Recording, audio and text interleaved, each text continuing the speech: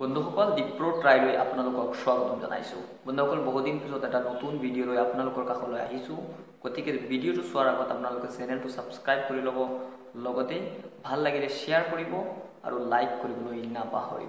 বন্ধুসকল আপোনালোকে নিশ্চয় নাম শুনিছে কুম্ভ মেলাৰ কথা।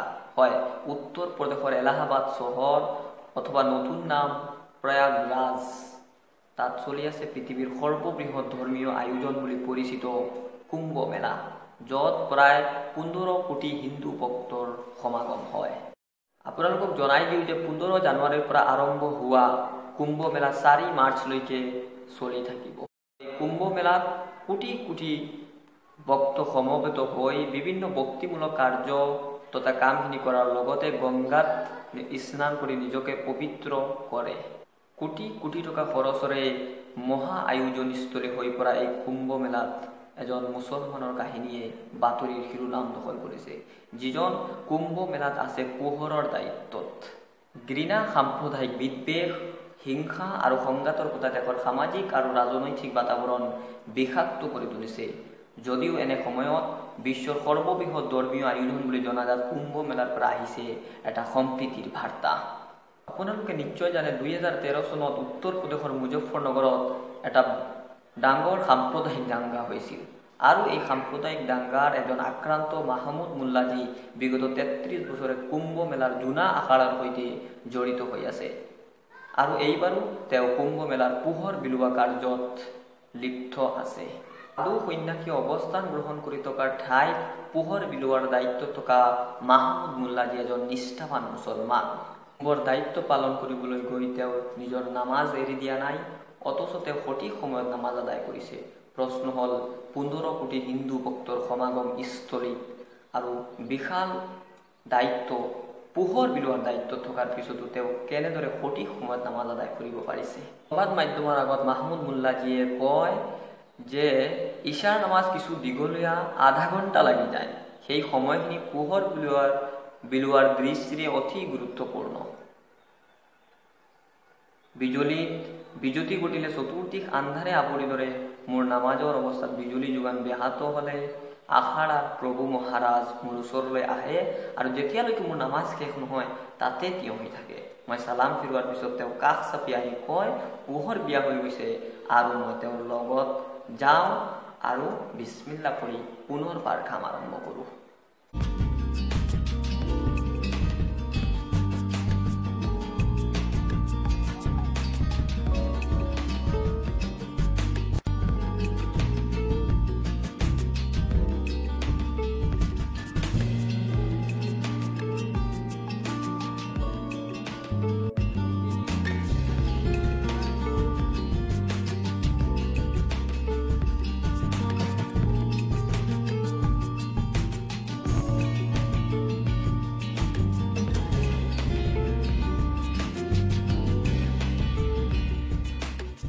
अब तक ठीक चला रहा, जब हम ये सोचेंगे आना बंद कर देंगे, लड़ाई थोड़े लड़ेंगे भाई। जिस दिन हमारे प्यार में कमी महसूस करेंगे, ये अपने घर आइए, हम अपने घर। बड़े बड़े संत हैं जो इंचार्ज में हैं, उन लोगों से ठीक ठाक चल रहा काम। মাহমুদ মুল্লাজীয়ে জনোৱা মতে এবাৰ তেওঁৰ 11 নম্বৰ কুম্ভ। ইয়াৰ আগতে তেওঁ হৰিদ্বাৰত 4টা কুম্ভ, উজ্জৈনত 3টা কুম্ভ আৰু এটা ঠাইত 3টা কুম্ভৰ দায়িত্বত আছিল।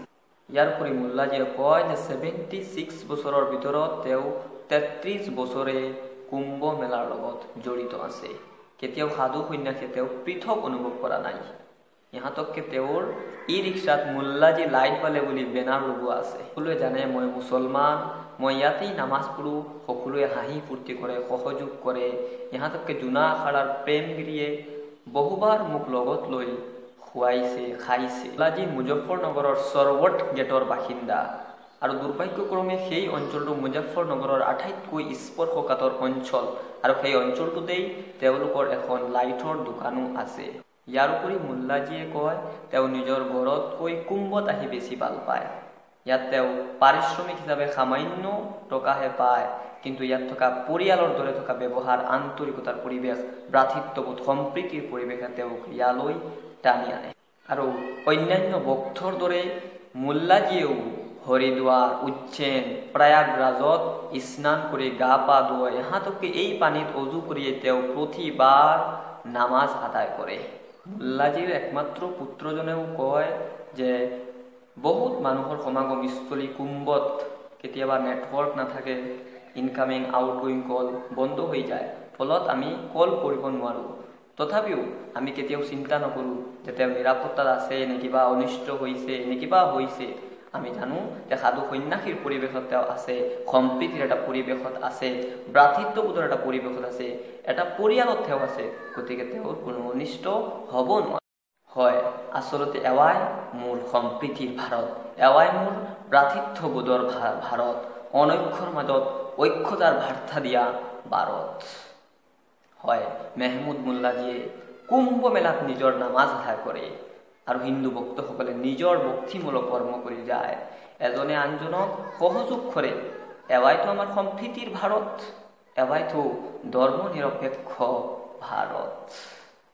বন্ধুসকল, ভিডিঅ'টো ভাল লাগিলে লাইক কৰিব, শ্বেয়াৰ কৰিব, লগতে চেনেলটো ছাবস্ক্ৰাইব কৰিব। ধন্যবাদ।